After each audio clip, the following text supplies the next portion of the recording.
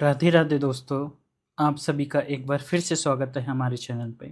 जैसा कि आप सबको पता है पुरुषोत्तम मास शुरू हो चुका है और इस पुरुषोत्तम मास में आपको कुछ विशेष बातों का ध्यान रखना चाहिए। ये पुरुषोत्तम मास भगवान को बहुत ही प्रिय है और इस पुरुषोत्तम मास का महात्म्य हम सबको सुनना और पढ़ना ज़रूर चाहिए। आप सभी की सुविधा के लिए हम पुरुषोत्तम मास अध्याय के हिसाब से आप लोगों तक प्रस्तुत करने जा रहे हैं। पुरुषोत्तम मास में 31 अध्याय हैं, तो आज से हम इसकी शुरुआत करने जा रहे हैं। आज हम पहला पुरुषोत्तम मास का पहला अध्याय पढ़ते हैं।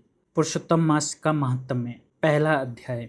एक बार बहुत से ऋषि मुनिजन नौमस्यारण्य तीर्थ में जाकर यज्ञ करने में तत्पर थे। उसी समय श्री सूत जी तीर्थ यात्रा के निमित्त भ्रमण करते हुए अपने शिष्यों के सहित वहां पर आए।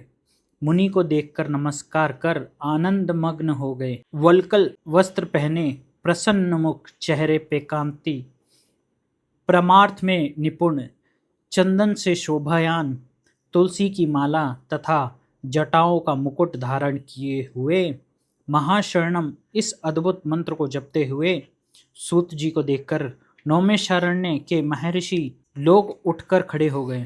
मुनियों ने हाथ जोड़कर कहा कि हे सूत जी, हम सब लोगों को भगवान की अद्भुत कथाओं को सुनने की इच्छा है। तब सूत जी ने प्रसन्नता से सब ऋषियों के आगे हाथ जोड़कर नमस्कार किया। ऋषि कहने लगे कि हे सूत जी, हमने आपके लिए सुंदर आसन बनाए हैं, आप इस पर बैठ जाइए। आप बड़े भाग्यवान हैं। आपने गुरु की कृपा से भागवत के रहस्यों का वर्णन करने की शक्ति प्राप्त की है। इस संसार सागर में हजारों बातें सुनने योग्य हैं, परंतु उनमें जो भी सार वस्तु है, संसार सागर डूबते हुए को पार करने के लिए जो शुभ श्रेष्ठ कथा आपके विचारों में है, वह बतलाइए। सनकादिकों के पूछे जाने पर श्री सूत जी कहने लगे, हे विप्रियो, मेरे वचनों को सुनो। मैं पहले पुष्कर तीर्थ गया और वहां से हजारों तीर्थों में होता हुआ हस्तिनापुर गया।